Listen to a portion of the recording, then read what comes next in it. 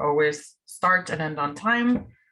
So I want to keep to that as we get started. All right.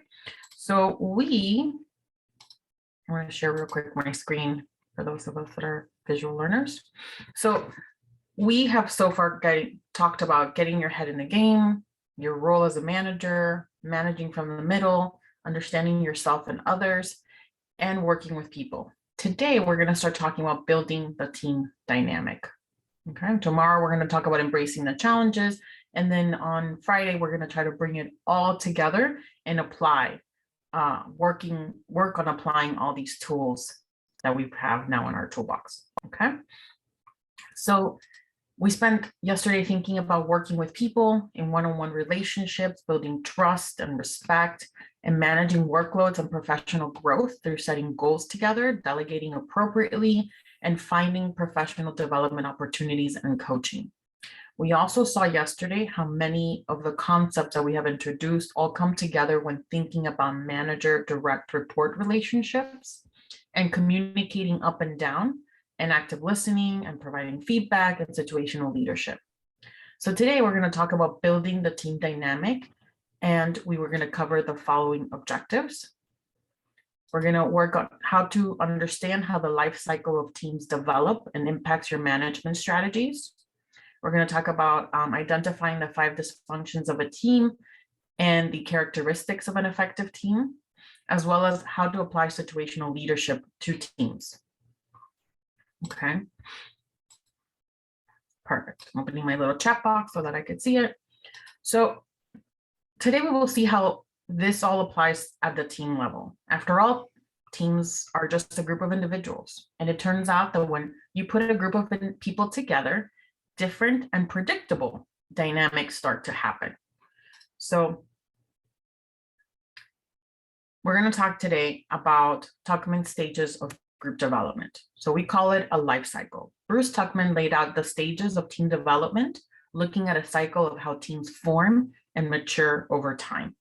So they start off with forming, then they're going into the storming stage, the norming, the performing, and then the mourning.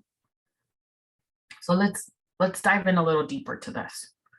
So the first stage is forming. This is when team members come together. You know, there's limited eye contact. Most people are looking down at their mobile devices. People are on mute. People are turning off their screens on the first day of sessions.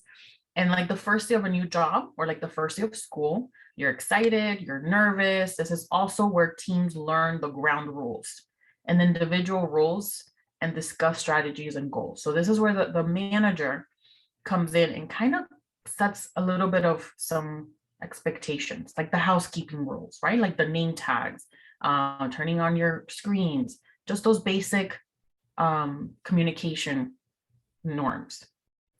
Then the team is going to move into the storming stage. This is then your new manager comes and sets you gives you a collective challenge to break the ice. So this is where the ice breaking starts happening. This is where you start trying to get to know each other. You start to communicate. And few strong personalities start to emerge. There are a couple who try to take charge. Some people retreat and stay quiet. They're more of the observers, and others push back. So there's all this power dynamic happening at the storming stage, right? It's the bit of a power struggle, and it can feel uncomfortable, but it's necessary for the team to evolve. Right now, we're setting the status quo. In order to move from this stage, the team members have to work together and play to each other's strengths and overcome obstacles. Okay. So it's about learning who's good at what and how are we going to start working together, with bumping some heads at this stage, right? There's some discomfort in seeing where everybody stands and who's going to contribute what. Then we go into the norming stage. And at this stage, everyone has figured out how to work together. There's no more conflict or internal competition. Everyone understands their role and knows each other better and is more receptive to constructive feedback.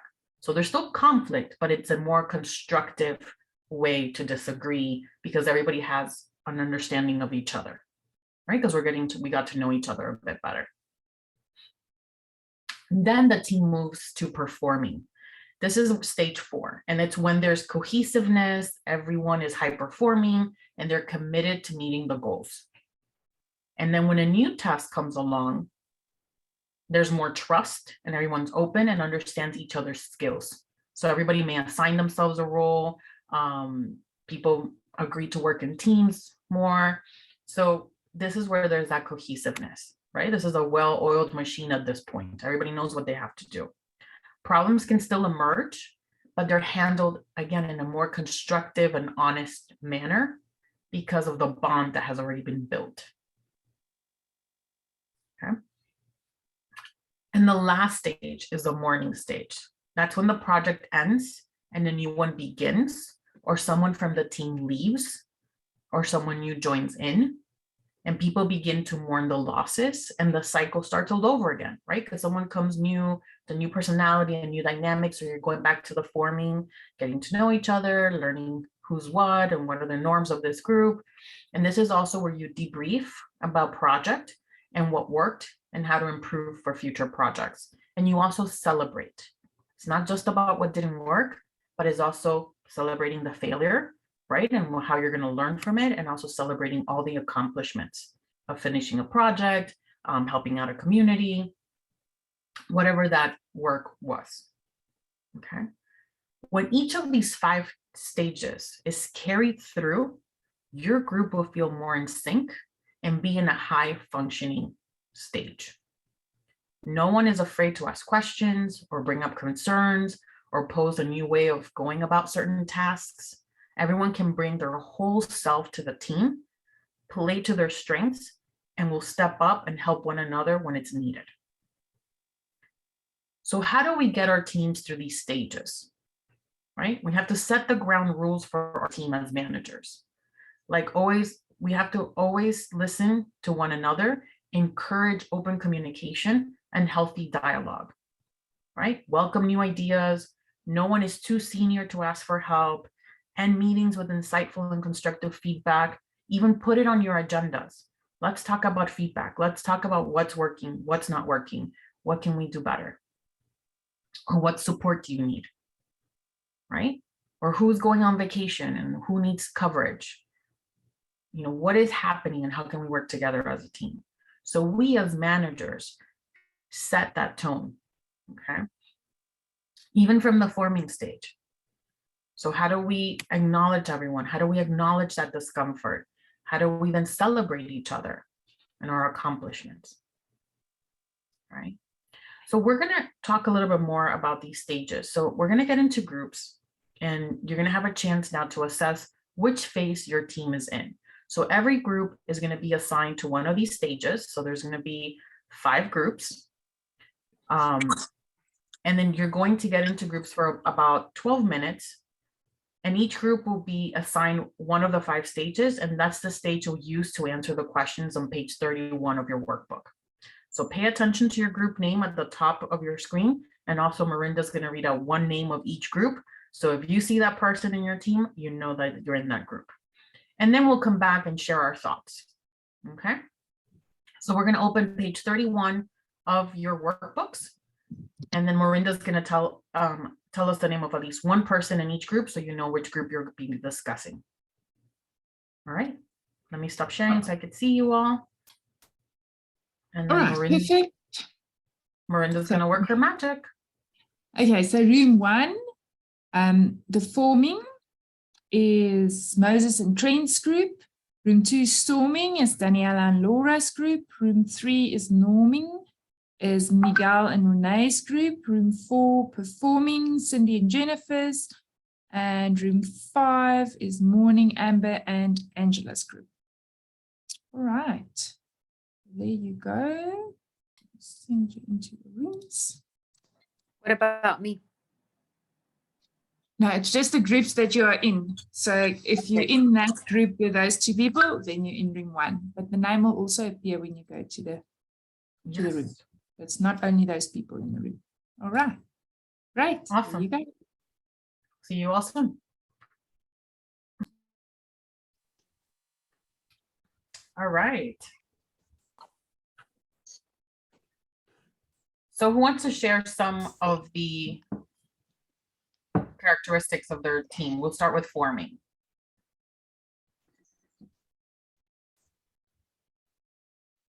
Moses, Yeah. do you want to kick us off and I can jump in? Yeah, sure. Thank you. Awesome. Thank you both. Yeah, so the characteristics of the forming group, there's a lot of uncertainty. There's some bit of excitement as well. There's anxiety, there's nervousness. People are not sure whether they'll fit into the group, how they will perform as part of the group. There's also the fear of people with very strong personalities being seen to be taking control of the group. We also discussed that there's some bit of confusion because people have not identified their place within the group.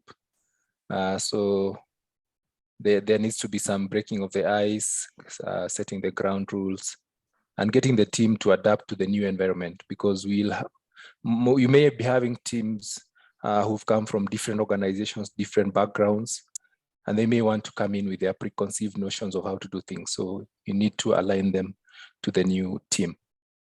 Thank you. Awesome. Thank you, Moses.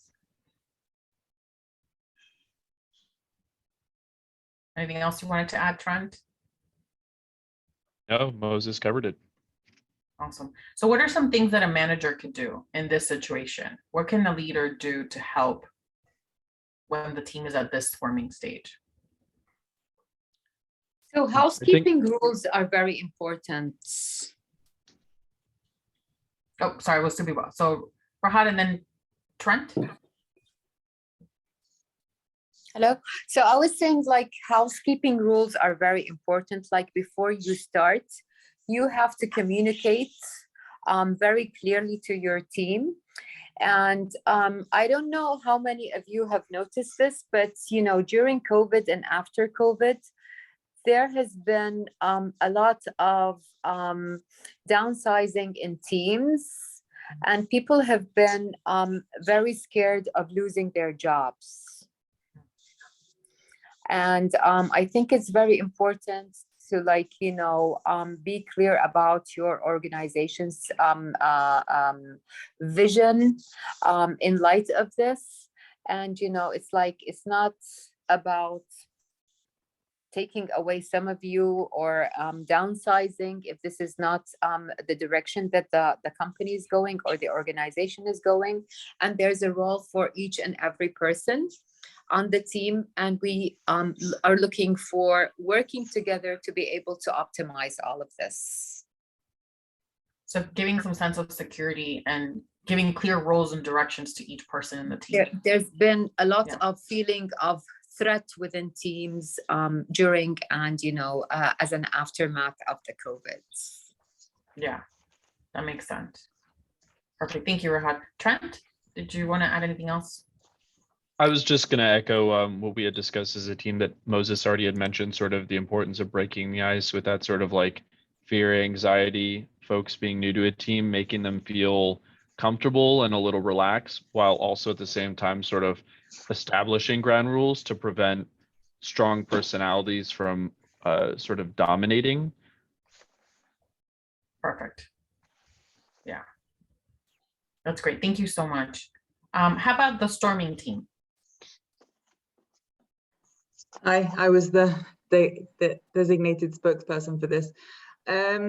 So we kind of said, I think the level of storming can vary, maybe depending on personalities and also on perhaps how well you do the forming part as a manager or as a team. But certainly, like the telltale signs of this phase are being out of sync, perhaps lack of trust, suspicion, lack of participation, potentially conflict, and kind of a tense, combative environment, perhaps with people working in silos, with team members feeling insecure, unhappy, perhaps even wanting to leave, somewhat hostile potentially, Maybe the manager wants to run away.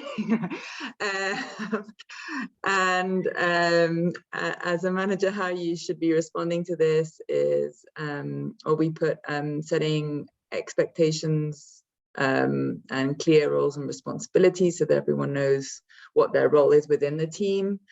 Some team building activities, you know, getting to know each other type activities like those working style assessments, trust building. And then one team member mentioned that it's really important that the manager themselves also honors their commitment so that they, you know, they're starting to build that trust in the manager and in the leadership as well. And then one idea was to also set smaller working groups so that people start to, you know, learn to work together in groups of 2 or 3, depending obviously on the size of the team, but like, you know, so they learn to trust each other.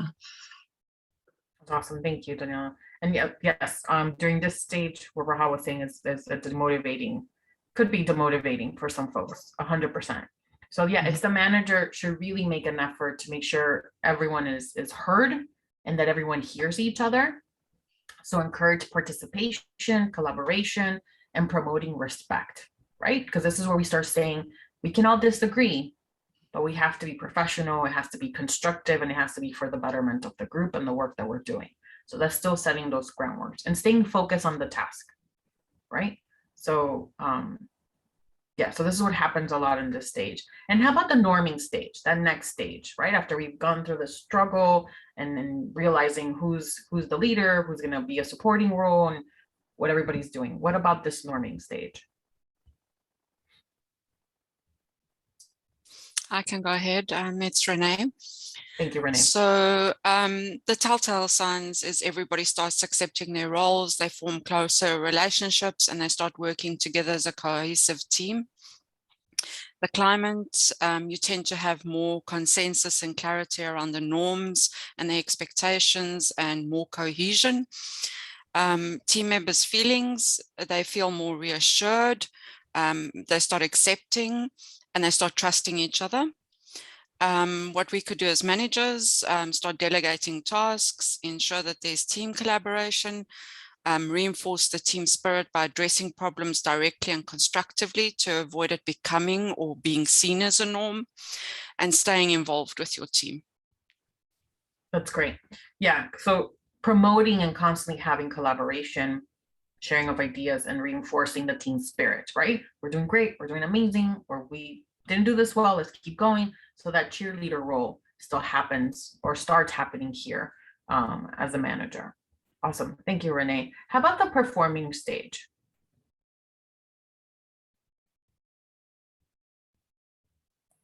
I can go. Hi, everyone. My name is Victoria. Thank you, So Victoria. the telltale signs of the performing is the team members are also collaborating and problem solving together. The manager is delegating work and kind of following timelines, and there are a lot of kind of positive outcomes. The climate is collaborative, supportive, and transparent.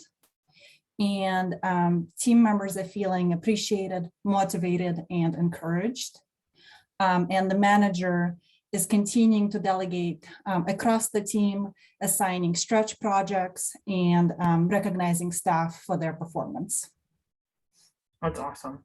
That's great. So yeah, at this point, the manager is really continuing to monitor the progress. How are we doing? Are we on track, right? We're celebrating milestones. We're still being that cheerleader. And also making sure that the team is still collaborating, right? Acknowledging what's working, what's not, and continue to support the team. Awesome. How about that adjourning stage?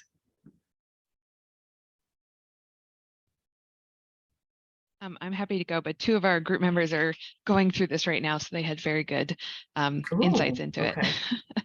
Awesome. So it was interesting that it sort of feels like this mixed bag during this stage. So there's the telltale signs, you know, sort of there's heightened stress and a lot of questions, but at the same time, you're feeling this sense of accomplishment, and so there's like the good and the bad happening. And then the climate, Rob was just coming up with some great words today. He said it was like a liminal space. So you're sort of in between these two phases. I know, great word. And so you know, there's some uncertainty, but there's also the potential for opportunity. You know, depending on the team member, they might be feeling excited or they might be feeling anxious. And then the manager can be sort of this non-anxious presence, you know, acknowledging people's feelings, acknowledging their anxiety, projecting calm, confidence, and optimism. And then again, Rob made a great point about, you know, remembering to celebrate too, because people sort of need this closure before they can move on to their next thing. 100%. And celebrating doesn't mean, you know, just celebrating the success of the team, but just even completing it. You know, even if the outcomes were not what everybody hoped for, there's still the work and the amount of time and effort and commitment that the team has put into this work needs to be celebrated, right? So there is that closure, and people can move on, like Angela mentioned. What's interesting is that if the work is not done and people are leaving the team because, you know, just life happens, right? So how do you as a manager acknowledge that as well, right? Celebrate people and their contributions, acknowledge that, and then introduce the new folks to the team and start working together again from the forming, storming, norming stage with a new team member. It could be one or it could be two, you know? So it's something to keep an eye on. And there's a difference when there's a complete closure of the project and the work, and then there's a difference of people just transitioning out of the project, but the work still continues. So how do you integrate them and being aware of that and being intentional about making sure that you're introducing them to the team, bringing them on board, you know, doing all the stages that we just went through with that one or two individuals that are now new to the team to continue the work. So again, it's about being intentional. And again, all of our teams go through this now. We're actually realizing what this life cycle model is. And now we can really see where the team is at and some of these tools or resources that we'll need to provide as managers to the team to help move them along through these stages.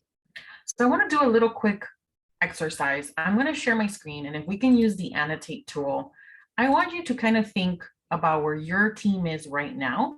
And using the annotate tool, you're going to go to view more options, and then you can go to stamps.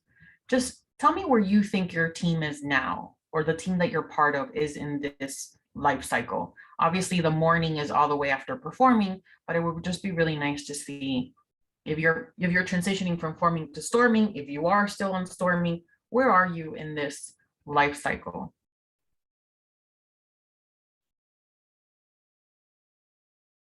So some are forming, that's great. So you get to set that tone for those of you that are forming. Some of you are between storming and norming. Okay, so these are interesting times. And I guess a few might be in that morning stage as well. Yeah. And we go through this, you know, through every project that we're working on, every team that we're part of, the organization as a whole can also be going through this if they're going through some changes. So just something to keep in mind, that there is a movement and a flow. And even if there's some storming happening, it's a healthy step to get us to that next level, right? Of where we understand, we work, and we are delivering amazing work that we're doing in the communities that we work in. Okay, that's interesting. Awesome. So a lot of you are in the same, between storming, norming, and a few are forming and mourning. A couple of you are between norming and performing. Is it Say okay that to again? be at all stages? Is it okay to be at all stages depending on you know, different components of your work? Yes, but I mean, that might be the work, but as a team, the same people in that team, you could be doing different tasks. Where is that team at? Right? The tasks at that point, if you're at the norming performing stage, it doesn't matter what task it is. That team is like a well-oiled machine. If it's the same people, if it's different people doing different work, it's different. So that's why within a unit or a department, you could have each program be at a different stage, and you're still leading those teams, right? But that team itself should be somewhere in this life cycle and moving through that. Francesca? Yes.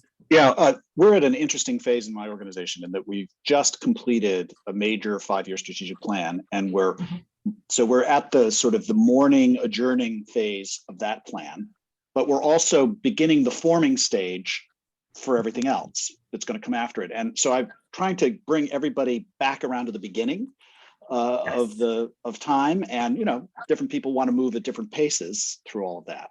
And that's why I use the term liminal, that you're between the adjourning part. But it's really important, I think, for an organization to put a period on the end of a project. Yes. Because that allows people to say, okay, it's over now, and I now have to look at the future.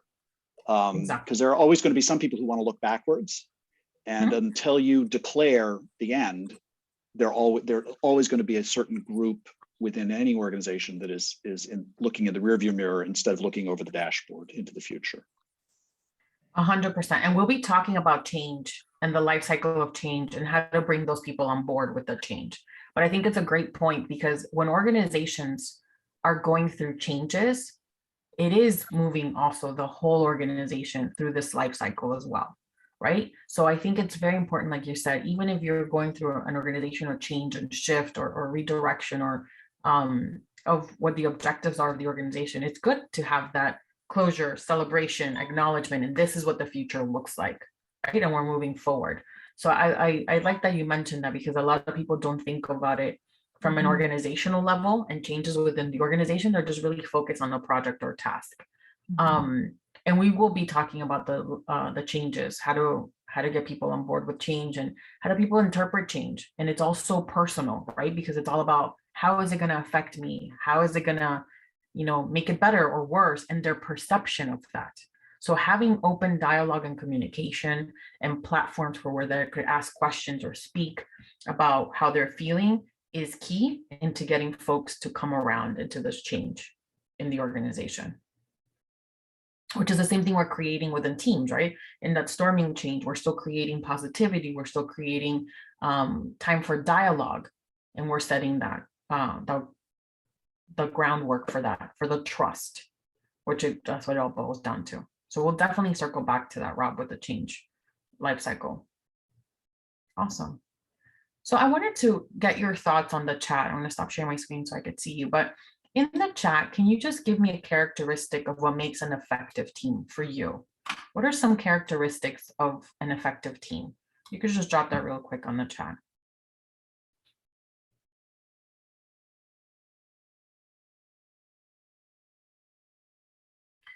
And then Harudin put a comment before, I think my team is at the performing stage, but I feel that I'm still at the forming stage as I'm the newest team member. 100%. If you're new to the team, you're starting at that forming stage and you're trying to figure out everybody else out and where it is. And if you're the manager of that team and you're new, it's a different dynamic and lens you need to look at. But if you're a new team member, you can work with your manager to help you integrate. And as a manager, you can work with your team to get integrated and understand them better. So it doesn't change. We start right from scratch. Okay, so some characteristics of an effective team: good communication, consistent and clear, good communication, mutually supportive, trusting each other, clear roles and responsibilities. They dance well together, clear understanding of roles and responsibilities among the team members, and trust. Clear goals, cohesion, and trust, knowledge of the functions of each member, collaboration and clarity, defined roles and responsibilities, shared values, common understanding of what success looks like. Yes, they have expectations very clear. A team that works together towards a common goal has good communication and trust with each other. 100%, right? So we can actually put all these into like 6 basic buckets. And I'm going to share my screen with you. So we could definitely say that all these can really fit into clear objective goals, good decision-making process, trust, cooperation, support, and constructive conflict, right? We're not shying away from that conflict and the differences of opinion. That's what's going to make us stronger, right? And there's clear roles, responsibilities, and leadership. That's all in the internal focus of the team. The external focus of the team is the sound relationships within other groups. So how are we getting along? But then because we're just one group out of this whole organization, how are we as a team then collaborating with others? How are we seen as a team as well? Okay. And then the team performance focus is to analyze the process of the team's performance. Where are we? How are we doing? What's working? What's not? Who's in the team? Whose strengths are we going to then use for this new task? Who wants to grow their skill sets, right? And needs some support, but we're going to help them grow. So these are really the main 6 categories that we can really put all these qualities or characteristics of what makes an effective team. So keep this in mind as you are developing your agendas for your meeting, as you're setting the tone for your meetings and your team, so that you're bringing these elements into open conversation space. And put at the end of your agendas, let's talk about feedback. How's it going? Or how's the progress going? Who needs what? Right? Because then we want to have that, again, constructive conversation about what's working and not, so then we can correct the progress of the work. Okay. So it's a lot of things that we have to make sure we bring up to the forefront, and it starts with us setting the ground rules as managers. So don't forget about how you're including these points in your agendas and your discussions as a team. So what I wanted to share with you now is, how do we identify the characteristics of an effective team in order to cultivate the associated behaviors? So I want to share with you Patrick Lenciini's The 5 Dysfunctions of a Team. So, and how to be aware of these dysfunctions so that we can try to mitigate them as quickly as possible within our teams. And Marinda shared a little link that goes a little deeper about those 5 dysfunctions, but let's start with the first one. The first stage is the lack of trust in management, where team members are reluctant to make themselves vulnerable and are reluctant to make themselves vulnerable with you as a manager, right? They don't want to be vulnerable with the team, and they don't want to be with you as a manager, including sharing where they are struggling and avoiding the risk to reduce the chances of failure. Then there's fear of conflict. So this leads to a sense of artificial harmony. Everyone's sweeping everything under the rug. No one wants to say what's working, what's not. And this could also mean that either there's no constructive discussions or debates or decision-making as to what direction the team should take. The other dysfunction is lack of commitment. And this results in confusion around decisions and buy-in. You may find that team members start to agree to things that they're against, and this could start reflecting later in their behavior during the work. So they become passive-aggressive folks in the team, right? They're not happy with what they're doing, but they committed to it because there's lack of commitment. They're just there, and that's all they want. They just want a paycheck at the end of the day. Also, avoidance of accountability. By not being fully committed to the decision, staff or team members will then also have no sense of accountability for the work to bring the decisions to action. They're okay with not meeting deadlines. They're okay with the quality. They're okay with low standards of the quality of the work. So this could lead quickly to low standards, as there is no one willing to own the work. They don't see themselves as integrated in the work and responsible as a team for the outcome of the work. We all win together, we are lose together, we all are in this together, right? And then the last dysfunction is inattention to results. So no one is committed. They don't want to be associated or accountable for the work. And so they may start to simply focus on what makes them look good and not the good of the team. So they're not bought into the team goals. So you have individuals working on their own status, on their own objectives, or only on things that will get them ahead. Okay, so these are the 5 dysfunctions that teams commonly struggle with, and they can cause confusion, misunderstanding, negative morale, and can impact the entire organization, not just the team. Okay. And there are a few things that you can do as a manager to help mitigate this. And the first common fundamental piece is to build trust. Right? So what can we do as managers? Create trust, right? Once you're working towards building trust, you can start to value others and their behaviors in the team. So show that you value conflict. This includes asking for counterpoints or looking for other risks or looking for other points of view, and welcome it. Then also encourage the commitment of the group. And this can be done in part by sharing ownership or encouraging accountability. And you need to emphasize the benefits and also where the safety is for the team if they fail. You know, ultimately you hear this saying like, you know, I'm the supervisor. At the end of the day, it's all on me. Whatever the outcome was, is all on me. But we're working together on this, right? So they want to know that you also have their back, that you're all in this together, not just them and their success in the game. Okay. So promoting accountability is tied to encouraging commitment, right? We're all in this together. We win together, we lose together, and we're here for each other. And the last thing is to celebrate success of the team, but more so to celebrate and recognize the failures. So where can they have perhaps learned something, maybe like a learning party, a debrief session, go over all the mistakes and celebrate the lessons learned and how much this will help the team in the future and them in the future. Okay, so this is what a successful team looks like. And as a manager, you can lead by example, right? Ask others to be vulnerable. You need to also be vulnerable. Show your human side. If there is a change or something that's happening, tell them, you know, I'm uncertain about the change that's coming, but I'm also excited because we get to be part of this change process, right? Then also look for those conflicting opinions and praise different ideas and views. Once those have been shared by the group, make a decision, but make it clear the way that you are considered and how you considered all views and made the decision. Ultimately, choices have to be made, and most are okay with the choice that is made as long as they understand the how and the why the decision was made, right? So they can disagree with a decision, but will respect the direction that the team is taking because they understand the why.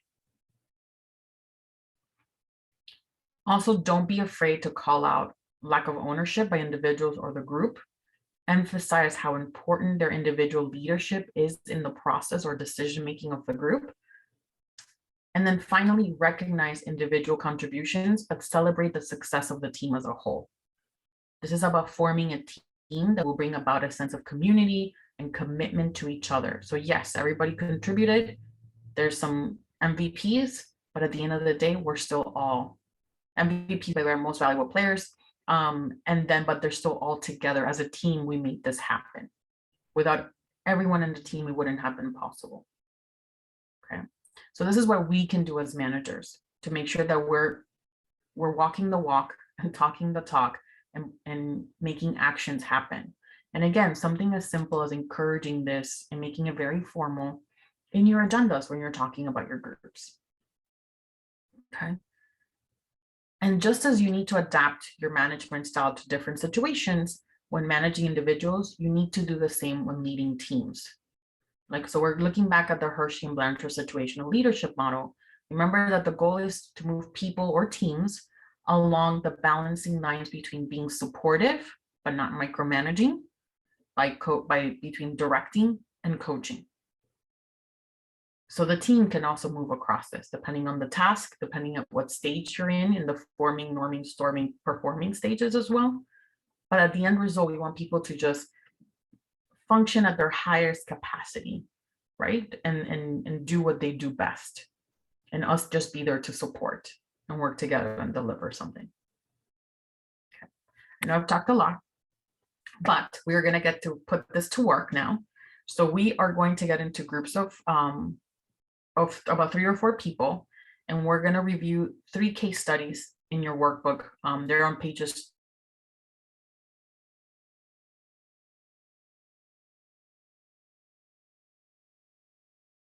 Francisca, I'm just going to get it back. Are you froze? Back? I did. I'm sorry. Yes. So just start again with the workbook number. Okay. Perfect. It's so funny because you all looked fine to me. So I'm here like just talking to myself. All right. So we are going to get into groups of 3 or 4 people. We're going to review 3 case studies, one about budget, one about local need, and one about a conference. So in your groups, you're going to discuss the questions provided under each of those case studies. And if you have time, you can go to another case study, but just go ahead and have those conversations with your team. We're going to have about 20 minutes to work on this. And then Miranda's going to tell us at least one person from each team so we know what case study you are in. All right, so budget, there's 5 groups. So budget number 1 is Angela and Paul's group. Local needs, room 2 is Amber's group. Room 3 is conference. So that's Christine's group. Room 4 is budget number 2, is Diego's group. And then room 5, local needs, is Jennifer's group. And just so we know, the workbook pages are 33, 34, and 35. So the first case study on budget is on page 33. The local needs case study is on 34, and the conference is on workbook page 35. Can you repeat the one for Diego? Sorry, I missed it. Yes, go ahead. It's room 4 and it's budget 2. It's Thank Diego, you. Talia, and Trent. All right. And for Christine, please. Christine is room 3. It's conference 1. Thank you. Yep, All so right, if you're in let's those see if groups we with can those individuals, sorry, Miranda, if you're in those group with those individuals, that's the scenario that you have to work with. If you need any help, you can come back to the main room or just message us that you need some assistance. All right. All right. 20 minutes. There you go.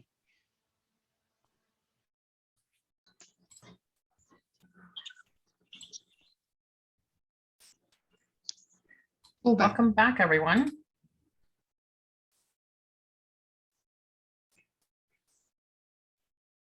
All right.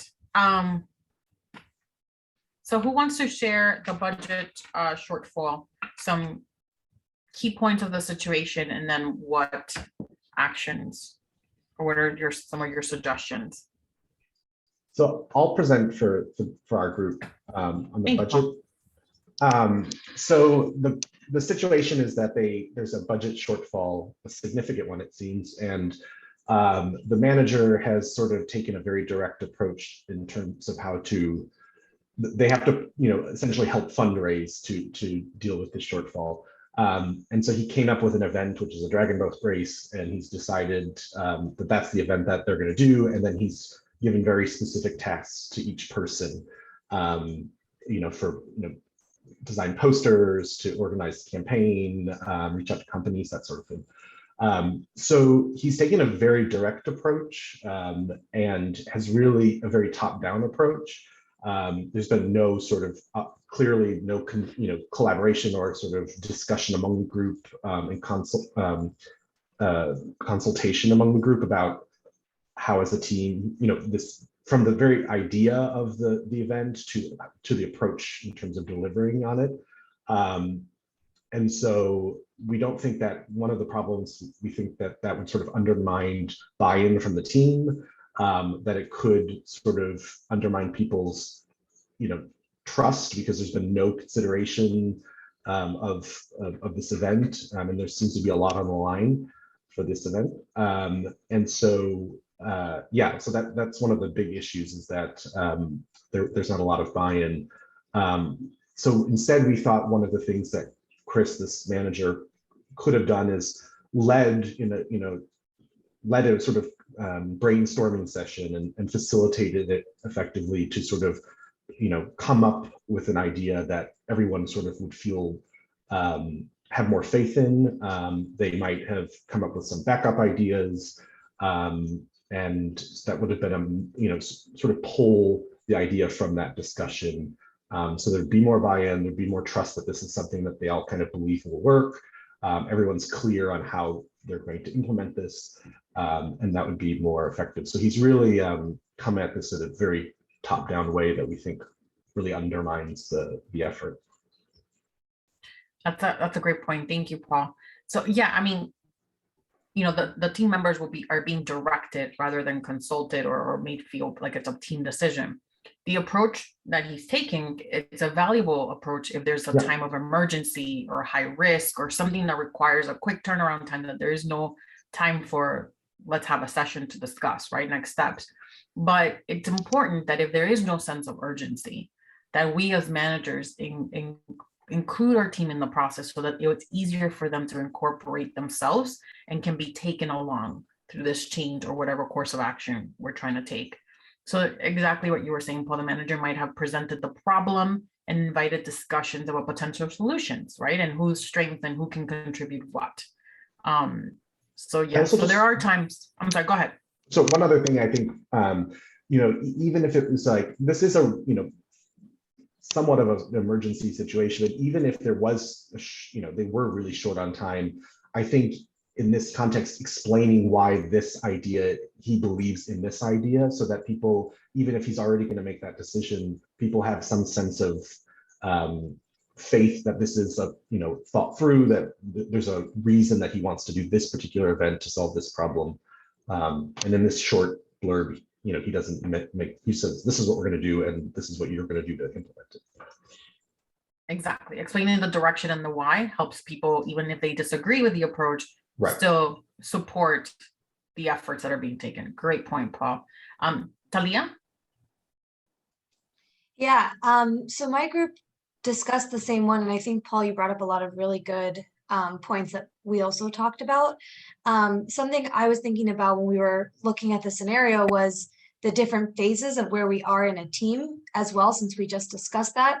And part of me also thought about, you know, if I was a new member to the team, if this was a fairly new team, you know, maybe I would be more okay with kind of this top-down approach. Because sometimes you just need more clarity from leadership to just say, okay, we all need to band together. This is where we are. But if I was like maybe more in the norming stage of a team, you know, where we all are in a groove, we all work together, then I think not having any input, I think, can be really detrimental to the group dynamic. So I was also just keeping that in mind of where, you know, where this team is and how they, you know, how long they've been working together, or how they work together. That's honestly great connecting of all the pieces of exactly where the team is, right? But it also boils down to communication, right? So it's understanding why. So, and if you're performing at that level as a team, then everyone could be an asset and a helpful resource instead of just one person's ownership. So it's interesting because we don't have a full detail of what happened, but it's great, Talia, that you brought in how if you're at the norming performing stage, then it would really impact some of the dynamics or trust within the team. So I appreciate you saying that. So, and Rob, I think you had your hand up, Rob. Yeah, I was just going to add that this, you know, there are some pros to this approach, but only if this is a repeating event. You know, like they do a dragon boat race every year, or there's some, you know, that everybody's already familiar with it. That this is something that is, you know, it's not their first rodeo. They do this on a regular basis. Then they don't need to spend as much time building consensus around it. You know, making sure everybody's on board. That's not what was outlined in the case. So, you know, I think the critique stands, but there are occasions when you can dispense with a lot of the kind of the process, because everybody already understands what's at stake and what their role is.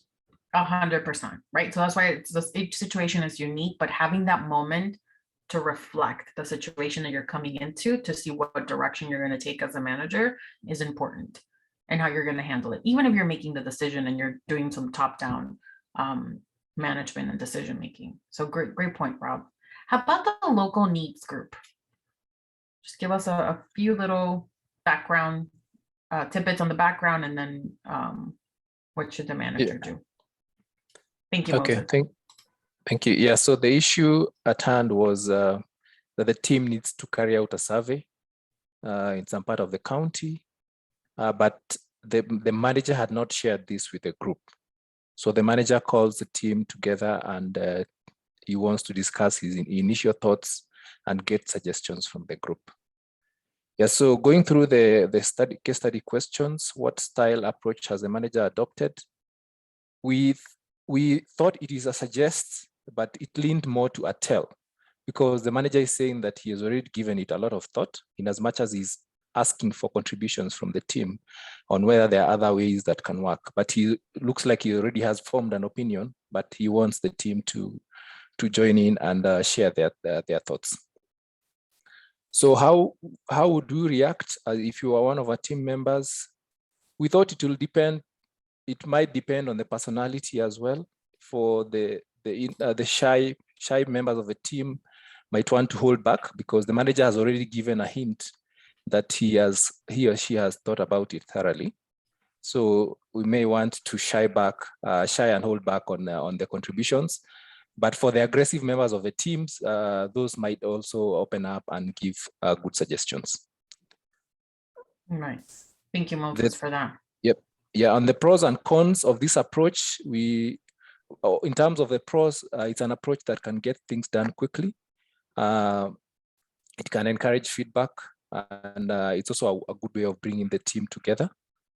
In terms of the cons, people need time to think through issues. So we thought the manager should have shared this issue with the team so that by the time they're coming to the meeting, they're more prepared. Right. Thank you. No, thank you for that. Right. And it's all about how genuine the manager is on how much he really wants the team's feedback, right? Is he doing this to just put a check? Oh, I asked the team, but it doesn't matter what the team says? Or is it genuinely wanting to hear from the team and how everyone's going to contribute or what their ideas are, right? So it's all about the intent and how you make the team feel. Awesome. Thank you. How about the conference group?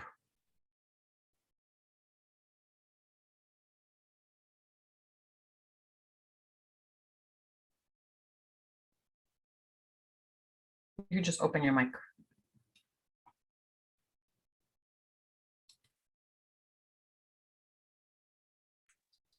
Okay, I guess I can share for our group. Silence elected you, Laura. Okay, so the style or approach that we felt the manager adopted Wait, 1 second. Can you give us a little bit of a snippet of what the situation was? Sorry, yes, I can do that. So the team is coming together. They have a conference that is coming up in 4 months. They hosted the conference last year, so they all have some experience with it. So basically the manager talked to this person named Val in advance about leading the project team, and then identified 3 others that will work with Val on making the conference happen. So they say, Val, I'm asking you to convene the team, come up with a plan to present at our next team meeting so that we can all contribute to it. Once the team is happy, then you can basically move it forward, keep the team informed, and then letting the supervisor know if there's any problems, and then says, I have every confidence you'll do a good job. So we felt like it was overall a good approach. There was clear guidance given. There was trust that was communicated, as well as delegating. And then also clearly assigned the task with colleague assistance. We felt like the team members, it was hard to find cons that the team members may not be happy about, but we said there is potential for problems by not allowing someone else to lead. So if maybe someone else on the team really wanted to, that could create some issues. But it was also clear to the other colleagues who was in charge, so that was also helpful. So the pros for that approach, it was very clear, roles are assigned, next steps were identified, and also that the manager had talked to Val in advance about it before sharing with the team, we thought was good. And then we struggled with finding other approaches that would have been better. We said perhaps they could have asked for volunteers, and also they could have set dates or deadlines. Thank you for that. Also something to consider is that, you know, making sure that they understand the strengths of the team members, right? So see who can actually be the best fit in one of these tasks, or who would want to volunteer. So, you know, it's important that the manager might have made themselves a project leader, but that would have missed out on the development opportunities this project presents to the chance to delegate. So delegating was very helpful, making sure that you understand whatever is helpful, and then making sure that they understand the skills of the team and their willingness to participate. Some people didn't seem that they had a choice. Things were delegated. So having those conversations ahead of time are very important as well, right? Do you have the skills? Do you want to do the job? Because that way we don't want to exclude others that could also have the skill sets and be a contributing member to the team. Awesome. Thank you for that. So we covered a lot today. We talked about just overall, just what makes these teams work, and recognizing where our team is in that life cycle, and how do we set the tone as managers in cultivating a trustful, nurturing, positive work and team dynamic as best as possible. Again, the whole point is not that we're not going to be best friends forever, right? But it's just there's a level of respect, professionalism, and that we're all interested in what we're doing and delivering this impact into this amazing work that we're doing in the communities. So it's bringing that together as a manager. So I wanted to take a few minutes, not a few minutes, but like a minute before we leave, of just sharing in the chat one thing that I will do or change with my team is. What is that one thing you would do or change with your team?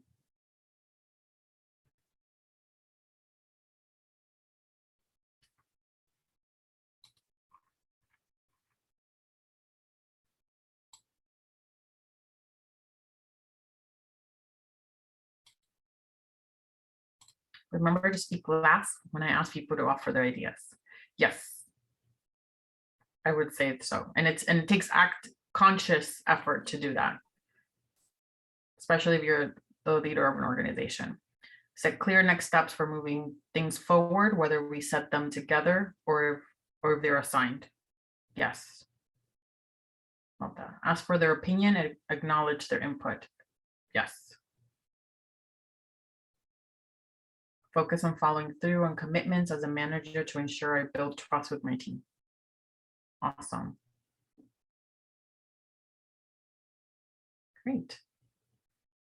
So I know we're a minute over, but tomorrow we will be talking about embracing the challenges, the challenging people, the challenging situations, and how do we as managers can work through that. Okay. Following through with our commitment as the manager to ensure I build trust. Oh, you write that one. Perfect. So thank you all so much. I don't want to take any more of your time because I know we're a minute over. We will start right on time tomorrow. We have a lot to cover for the next 2 days, so I'm excited. And have a great afternoon and the rest of the day, or have a good evening or good morning to some of you still. Thank you. Have a wonderful day.